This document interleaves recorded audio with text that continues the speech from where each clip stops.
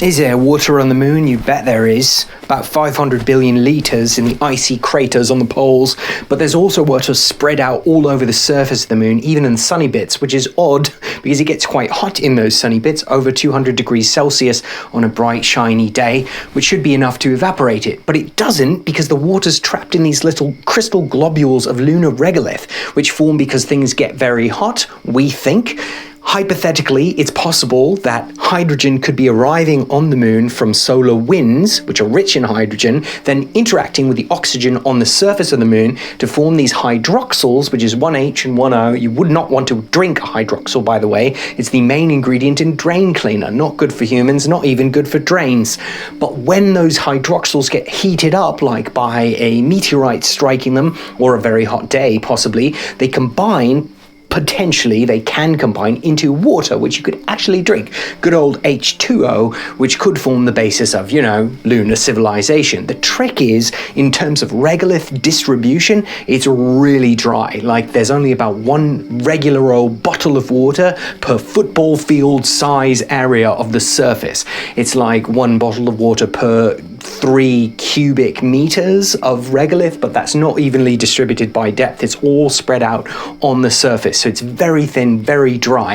In fact, it's 100 times drier than the Sahara Desert. So the Sahara Desert is 100 times wetter than the moon. And obviously the Sahara Desert is not very wet. So you get the sense. It would be like 1,000 pounds of stuff to get one drinkable thing. But as I said, in the craters, there is a lot of water ice, and that's great because you're going to need it to fuel your lunar expeditions in the late 20s and early 30s as you start setting up moon bases from which to explore the rest of the solar system. Conveniently, this icy water is located in the bottom of craters, and at the top of the craters, you can harvest sunlight using solar power devices, which you can then use to melt that ice and deliver it to your miniature lunar theme parks or wherever you're going. What else can I tell you? You could make an atmosphere for the moon, although you probably wouldn't have enough water just in those craters to do it. That's only about 500 billion litres, which in the United States is what gets consumed every 2 days. In lunar terms, however, of course, it would be enough for years and years of lunar exploration in these little tiny outposts they're going to build in the 30s. They are adorable. In the 2100s, it's more developed, but you're also importing goods at that point from places like Venus and even Jupiter. Mostly it's Venus because there's a lot of hydrogen in the venal atmosphere. Can we say that? It sounds wrong.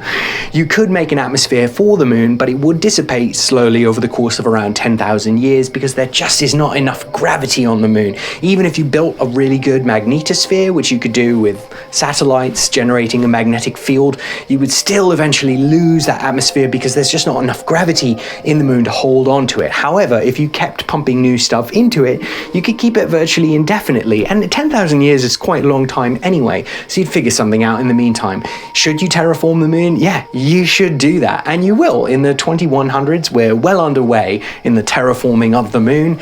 There are green bits in some places, there are lakes on the surface in some places, although mostly the darker places, and there's lots of colonization in the lunar cavities, like in the little cavey bits, where it's actually quite balmy. It's a nice regular moderate temperature in many of those spots. So there's a thriving underground civilization in the 2100s, and it's on its way towards surface viability, but it's going to take a little longer. People still wear spacesuits or walk around as robots on the lunar surface in the 2120s. I hope you've enjoyed learning about the moon, and I hope you go there someday and have a nice cool drink of a football field's worth of water. To the stars! And first, that rock we all love so well. Good night.